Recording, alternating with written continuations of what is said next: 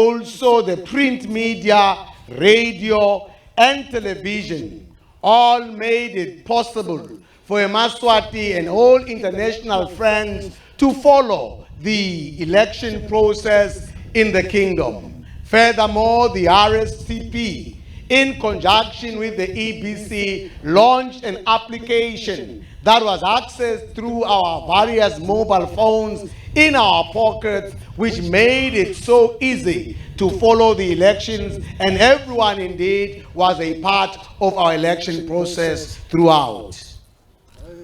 Bekunene ngingasho ukuthi nangibukela le application beyibonalisa ukuthi iyalandzelelwa lapha etingcingweni na kubo mabona kutse yazi yangikhumbuta bengibukela lamanye ema-elections kulamanye mave iyakhulu lamave la le ngesheya la ka First World kwakubonakala ukuthi le standard lebese sisebenzisa la bese sivele siyi First World standard bekunene.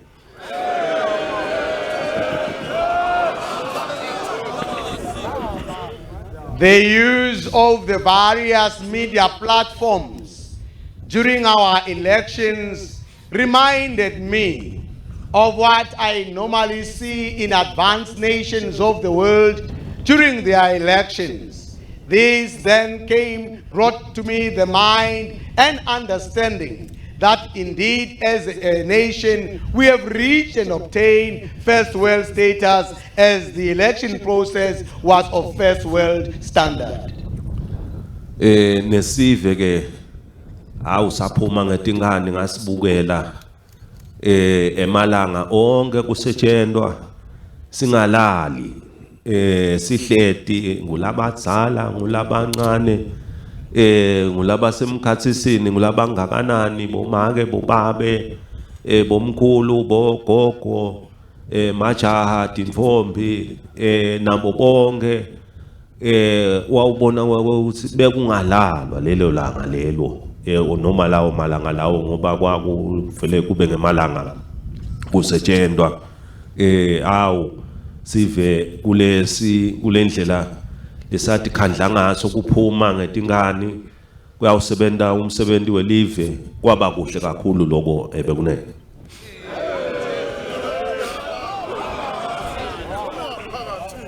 It was such a joy to see the nation come out in such might and force, regardless of age, gender, or whatsoever.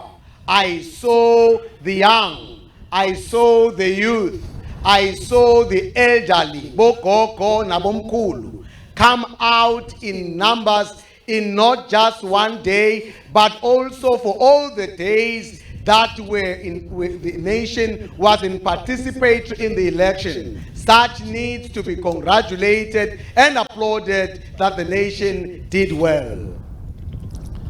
Bekunene lobuhle lobu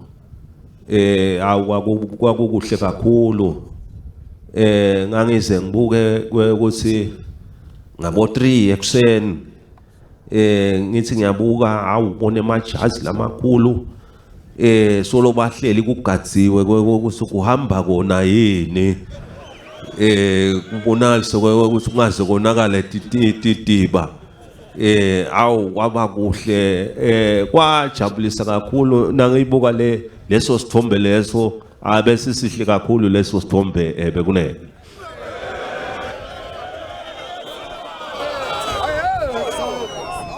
I remember watching television, seeing a Mswati stay up in the night around 3 a.m. I saw some of those that were there were amongst the most senior of citizens in the kingdom, but everyone, both young and old, were watching onto the counting of the various votes to see that all votes are accorded accordingly. It was a great sign to see. Bekunene lo moya lo muhle lengawubona we ukuthi nasebenta into yakithi lesiyithandzako sidinikela kangakanani kusukela ekuseni kuze kushaye kusa boze ubone ngemehlo ukuthi akukalalwa soloku kugadziwe ukuthi konke kuhamba kahle kude lapho konakala khona kwakhomba ukuthi ke lokho kusho ukuthi singemaswati nangabe noma ngabe ngakube kunani kuyasho lokho ukuthi singakunciphisa kulala sihlale nje sibone ukuthi umsebenzi uyaphelela ngendlela lefanele ebekunene.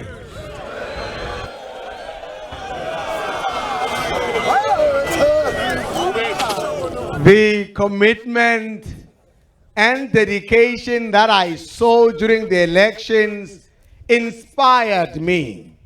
It gave me the idea that nothing shall conquer us as a nation. If we have such determination, we can overcome every challenge that can come up against us as a nation and take that same zeal we use during our elections for whatever that comes our way. Bekunene kule sisigaba sa sebenta kwaba kuhle sive umsebenzi lomuhle siyawuthumisa kakhulu kwekuthi awusive sakhombisa kwafaka emandla kwaba kuhle nine bekunene njoba nalokuhle kuye kwekuthi nase kuphume ubonalise kwekuthi osekuphume ama results noma imiphumela kwekuthi kuhambe njani besolo sibeke ke indlebe kuva ukuthi ngabe kumbe ukhona no1000 hawu kukhona lapho kungakahambi kahle khona kepha ke solo kusengakavakali lutho kusho ukuthi sithatha ukuthi awu ngilo naloyo naye uthi awu lokho kwendekile wenele lapho akhona khona bekunene.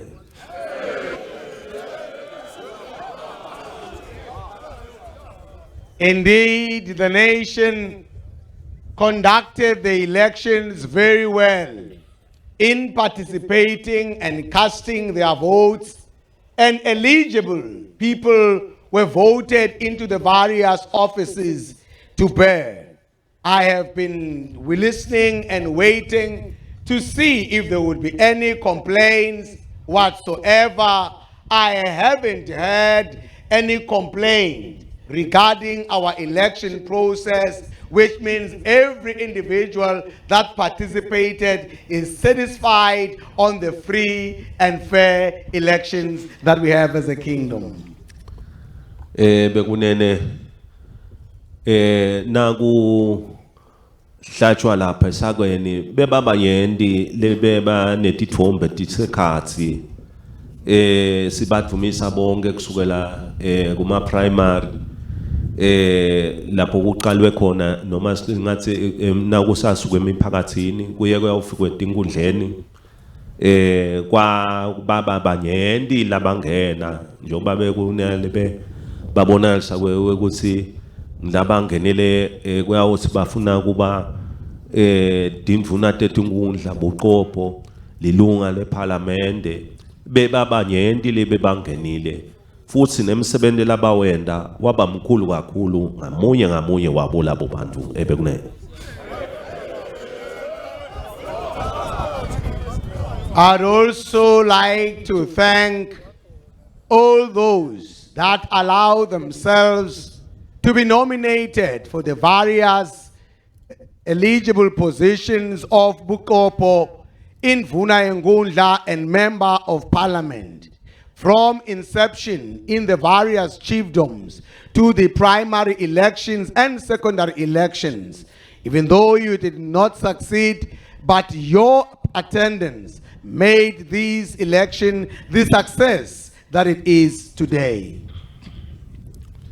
Bekunene kulesi sigaba siyathumisa ngoba sathi nasibuka le app ihle iniketa inkomba lenye lethide nithi ngayitolo nilele nicabanga ukuthi ukuthi basetamkhanza bani kulesigaba la sahambe sona ubukele tinombolo awu usukusa ngakusasa hawu nangu sebambambile sebavele bamkanzile awu kubonakala phinze njalo awu cha nangu sokuphinze uyaqhubeka ubone ukuthi nalaba jabulako bese bavele baqala bayajabula kuphinze njalo tinkoma hayibo sekujikile njalo sekwendeke njani esolo ukuthi ke awu konke lokho bekumnanzi kakhulu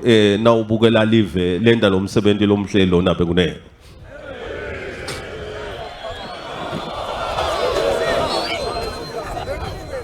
Watching the app was a thrilling exercise indeed, because at one moment, one candidate was leading and you went to sleep thinking no one will cover the gap that they have so opened.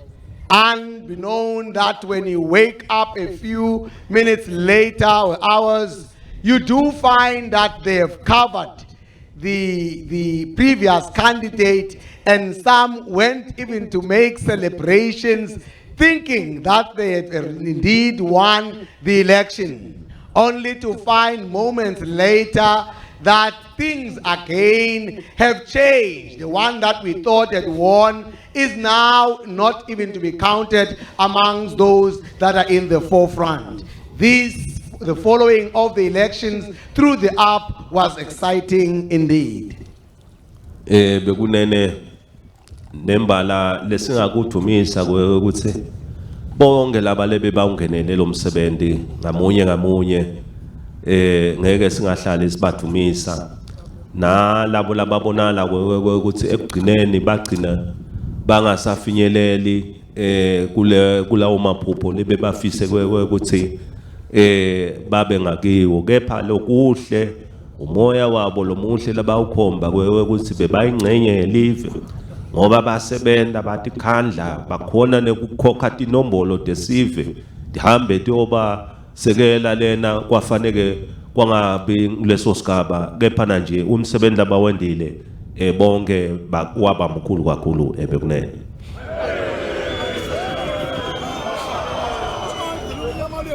I would like to take this time to thank those that participated in the election process where they were nominated into the various portfolios.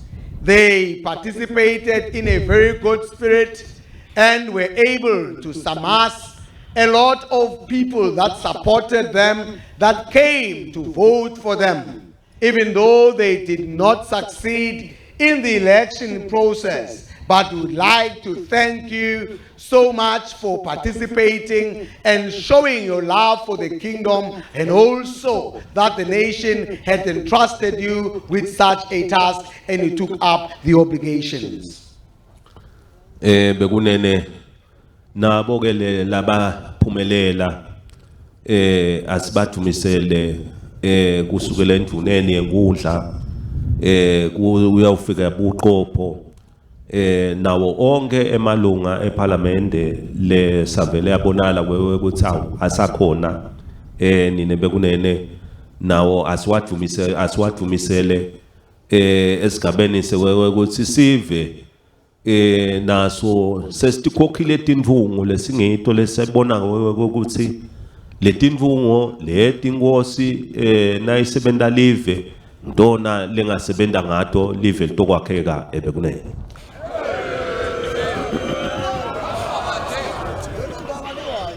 I would also like to thank and congratulate all those that succeeded in the election process from Bukopo to Indvuna Yengundla up until the Member of Parliament, for having been able to win this highly contested election was a great thing to have. The nation has indeed tasked you and given the king people to use for the various assignments in the nation, and we applaud you for your great success. Bekunene njoba umsebenzi ke lona welkhetho so siphelile ngalapha ngasetinkundleni emalunga eParliament asasakhona kusengakapheleli njoba vele kufuna bese kuyaphelela konkana bekunene ngilapho ke nembala kubonala khona ukuthi kufuna bese kubukwa ke ukuthi njoba umkhumbi ubona captain lo fanele abe lapha ngubani ke lo captain le lotawuhola lo mkhumbi bekunene.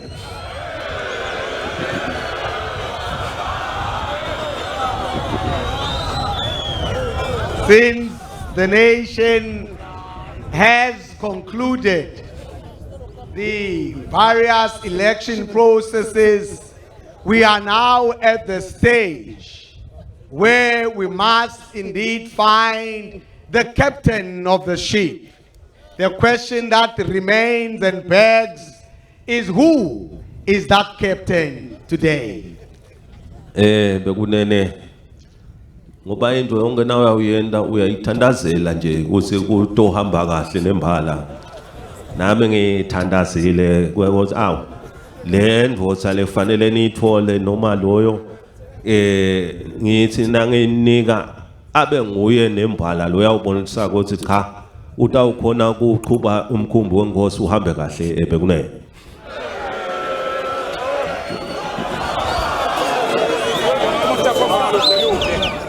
I have also prayed and prayed, ensuring that the captain that shall steer the ship be the right one. And I have prayed for that today. Bekunene ngithi tena ngibuka ukuthi ke ligama ngaba ngibani kwabonakala ukuthi njoba sibaya sithi ngesiswati si formisha a part of kuba eSwatini National Council ngoba kuba ne standing committee or ema standing committees la ngathi maqoqo amabandla ngekwehlukana bese ke nesibaya sibe luleki bengosi labangayeluleka ingosi ukuthi ke ngisale ngabuka nasingahamba nangaloyo moya loyo ingosi iyawuthi naseyeluleke ngesibaya kuyabe konke kuhamba kahle bekunene.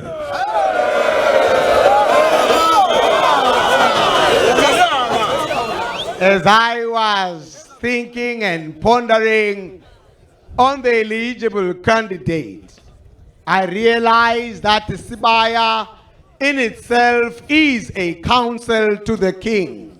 As we know that we do have other standing councils in the form of Likoko and the other various councils that advise the king. I saw it befitting that Sibaya could also advise the king and be counsel to the king at this time. Niyabo ke nine bekunene ngengakambulala induna nkulu ngidawunikeda nini elithuba senibhunge seniteke la sibayeni niteke netindzaba leti nihluphako bekunene.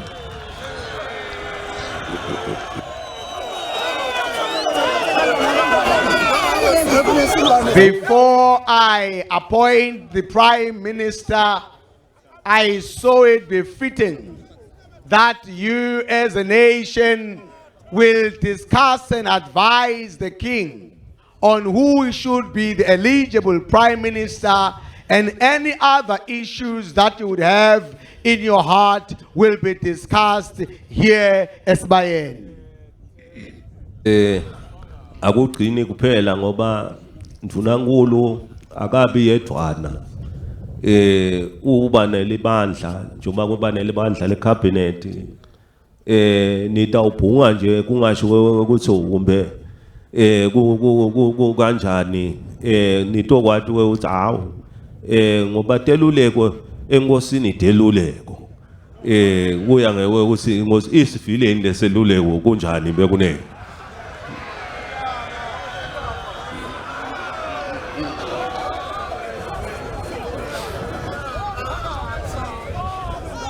The nation will not only dwell on the Prime Minister, but I seek advice from the nation also on the issues of cabinet. The advice that you will give to the king is advice, not necessarily prescription, but it's advice that the king may take if he has heard that advice as advised by the nation.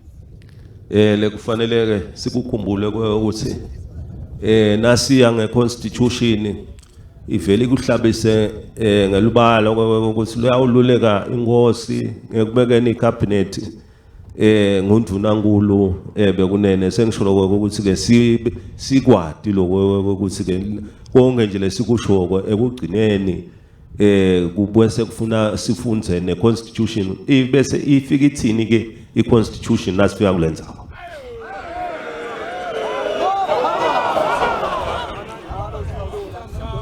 As we bring the advice to the king, we must be cognizant to the fact that the Constitution states clearly that the advice on cabinet selection will always come from the Prime Minister. So as we provide the advice, let us all know and beware that it is the privilege of the Prime Minister to advise the king. Bekunene kukhuluma kakugcini ngekubuka bondunankulu na nelibandla lonke kuba nempilo ukuthi sinenhlala kahle sinekubuka leli kusasa ukuthi likusasa live singalimisa kanjani lokho kusho ukuthi ke ukukhuluma kubandi ningavele nivule nikwati ukuthi lokho la enhlitweni ungaze uhlale netinto la enhlitweni ukuthi tidale nabo heart attack kanzi kube uthi khwehlele ngase tiphumile leto tinto ukuthi konke lokula etinhlitweni lokuvele kulinyeva nitawuvele niphumele baleni nakhona lapho nivele niteke nje uba sibaya vele siteka tonke tindzaba bekunene.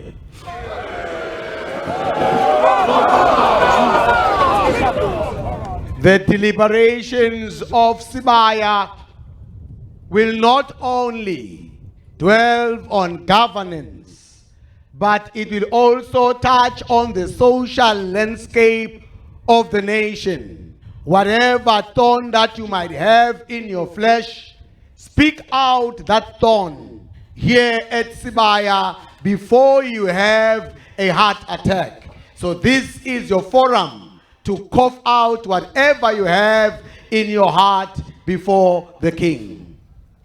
Bekunene lapha ngivele ngatithuma tindvuna tibolungisa nepanel kubonakala nje ukuthi kungakhethwa amadoda abe ngu7 noma ngabe ngu8 noma ngu10 akhulume kanye bese kubutwa nemibuto nako konke lokho kuhle ku deliberate ngetinto letinjengaleti kwakhiwe tindlela ukuthi nesive ke bese sithola tindlela tokubeka nalokho ukuthi sihle sikuhlanganisa sibone ukuthi nasakhako yini lesingaphuma nako bekunene.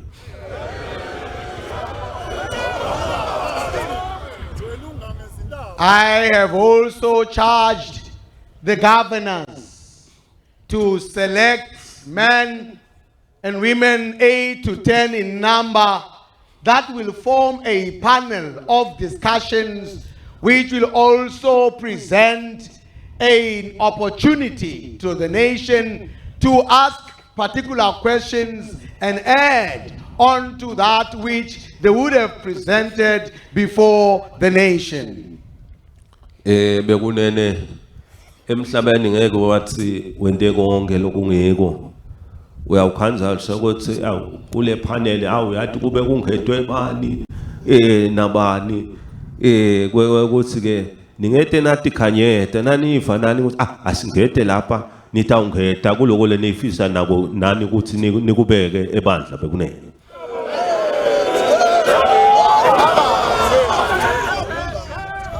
If for any reason you see that some faces are missing in the panel that would add value, you are allowed to also recommend names that could join the panel in order to add value to our discussion and nation at large. Bekunene tindzaba dinyendi netemnotho njoba kulamalanga sisuka kubo COVID sivele sinyendi besihlaselwe kuswela kwemisebenzi kuswela lokwa nalokwa tonke leto tindzaba leti tindzaba letifanele tikhulunyiswe kuke kwabonakala ukuthi sive sike sangahlali kahle sangahlali ngendvombi kwaba netinto letitsindzako lapha nalapha konke lokho nifanele nisive nikukhulumise kubonakala ukuthi live lakheke live litohlala litindile ngoba ekugcineni lesifunako sifuna live leSwatini lihlala ngekuthula litokhula ngetenhlala kahle likhule empilweni kiko konke bekunene.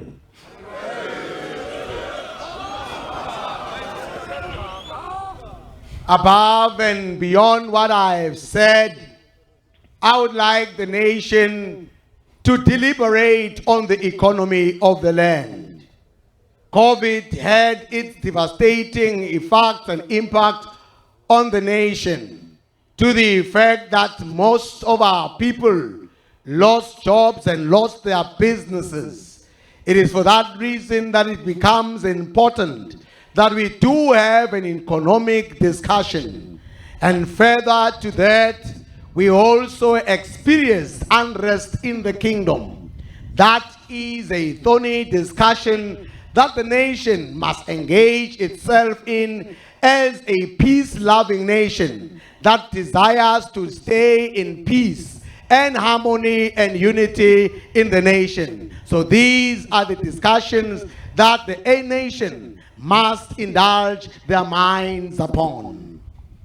Bekunene njoba ke vele kuyimpilo yethu live sengidawo uva ngetindvuna njoba litawukhuluma likhuluma libonale ukuthi nangabe sive sisesinyenti emalanga kubonakala ukuthi nawo ayalungiseleleka kwendelo ukuthi nalokunyenti kungakangeni ingqwala sibe sikhonile ukuthi sesikwendile bekunene kepha ke injobo sengishile bandla libandla nalo selitawusale lishikila liphume bonaliso ukuthi liphuma nemakhambi latawulethe enkosini inkosi itochubeka yakhe live bekunene.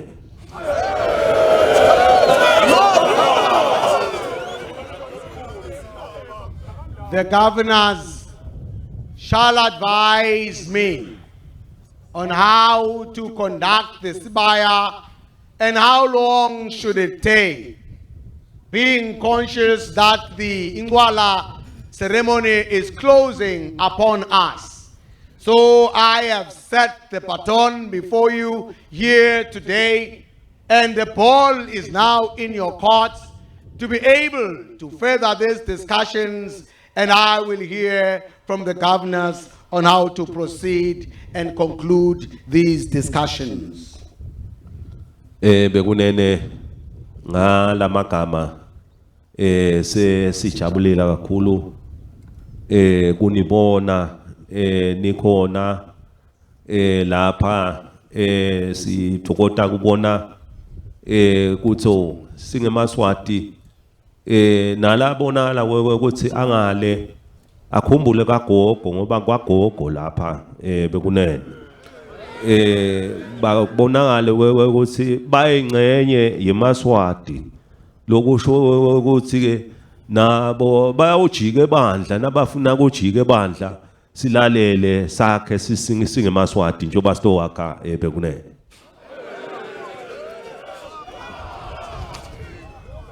It has been such a great joy to see you all here today, especially a Mswati that have come from beyond the border. These, I would like to say, this is home.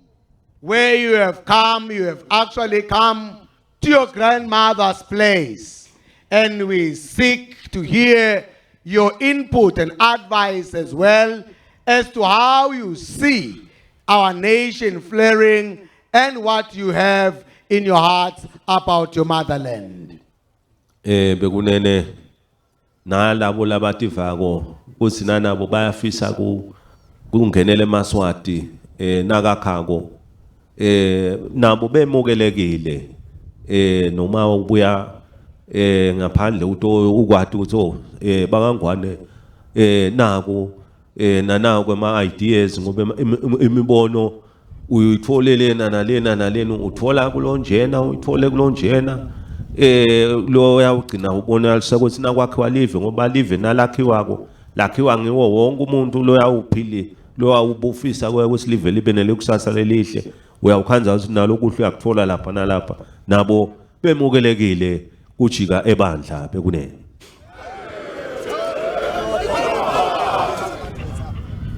As the nation is building, we as a nation are open to all types of advice, even from those who are from without our borders here, who are not a Mswati, are able to advise us as a nation. Because when we build a nation, we seek all ingredients that shall enable us as a nation to grow and become the structure that we so desire. So we open our doors here today to all those that are from without our borders who have a word of advice and caution to open up and be free to express that advice here eSibayeni. Bekunene ngalamagama sekubo injabulo lenkulu kunibona nekunivusela namuhla nami sengidanishiya naso sibaya ntosale nichubeka sengiyawuze nginivusele nase kubonalisa ukuthi nani senihlanganisile leningakhona kokeluleka enkosini inkosi tokuchubeka isebende ebekunene.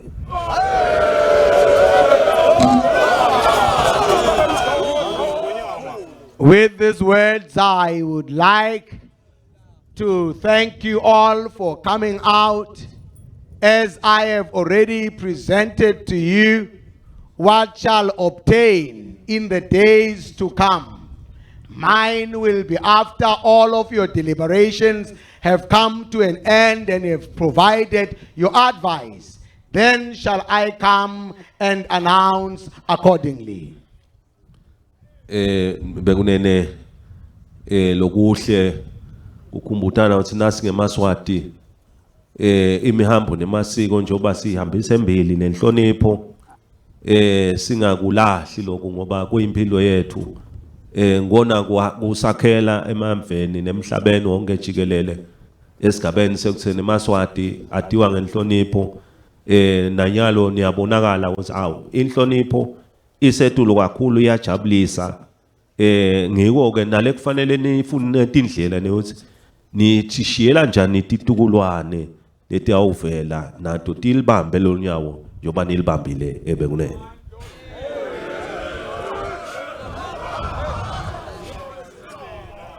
As I leave you to Sibaya, I would like to admonish you as a nation not to forget our cultural practices, respect and honor, which we are known for all over the world.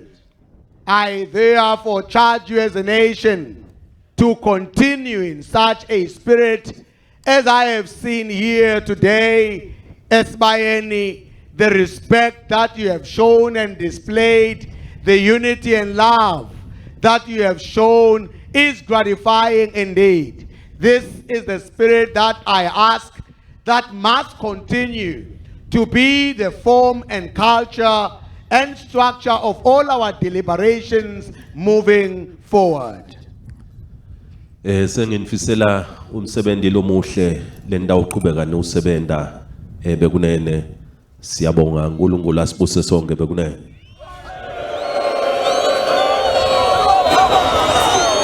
I